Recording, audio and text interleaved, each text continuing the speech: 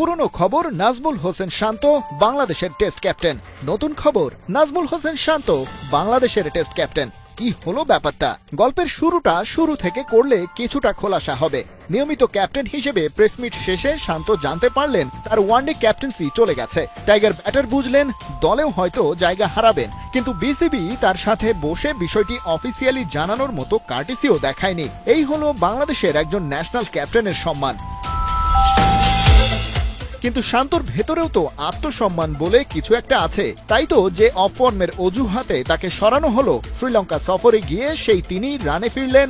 গল টেস্টে 148 আর অপরাজিত 125 রানের ঝকঝকে দুটো ইনিংস খেললেন এবং অধিনায়কত্ব ছেড়ে দিলেন। প্রকৃতির বিচার বোধহয় একেই বলে। যে বিসিবি কোনো আলোচনা ছাড়াই তাকে ওয়ানডের নেতৃত্ব থেকে সরালো, তাদেরকেই শান্তর সাথে বসতে হলো আলোচনার টেবিলে। তবে দেশের জন্য এবার টাইগার অধিনায়ক উদারতাই দেখালেন বটে। সেই শান্তকে ফের ক্যাপ্টেন করেই মঙ্গলবার টেস্ট দল ঘোষণা করল বিসিবি। এর মধ্যে কেটে গেছে 5 মাস, যেখানে একটা লাল বলের ম্যাচও খেলেনি টাইগাররা।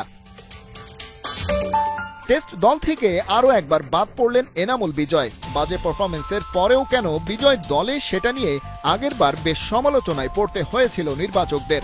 সেই বিজয়ের সাথে এবার ম্যানেজমেন্ট কাচি চালিয়েছেন মাহিদুল ইসলাম অঙ্কন আর নাইম হাসানের নামের ওপর দিয়েও।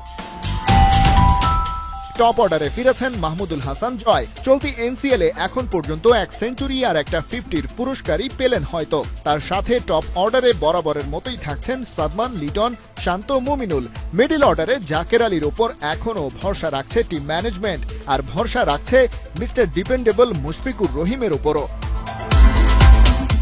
অলরাউন্ডার ক্যাটাগরিতে আছেন মেহেদী হাসান মিরাজ।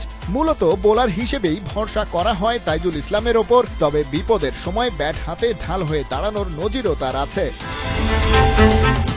14 জনের টেস্ট দলে 4 পেসার, খালেদ আহমেদ, হাসান মাহমুদ আর নাহিদ রানা। কলম্বো টেস্টে দীর্ঘ 2 বছর পর দলে ফিরেছিলেন। ইনজুরির সাথে লড়তে থাকা এবাদত হোসেন আয়ারল্যান্ড সিরিজে থাকছেন তিনিও। আর তাইজুলকে স্পিন অলরাউন্ডার ধরলে এই স্কোয়াডে একমাত্র স্পেশালিস্ট স্পিনার হিসেবে আছেন হাসান মুরাদ। এই লেফট আর্ম অর্থোডক্সকে ক্যাপ্টেন একাদশেও নেবেন, নাকি স্পিন অ্যাটাকে মিরাজ তাইজুলের ওপরই ভরসা করবেন, সেটা একটা প্রশ্ন বটে। তবে দ্বিতীয় ম্যাচ যেহেতু মিরপুরে, মুশফিকের 100তম টেস্টে হাসান মুরাদকে বাংলাদেশের কাজে লাগারই কথা। খালিদ জামিল, 71।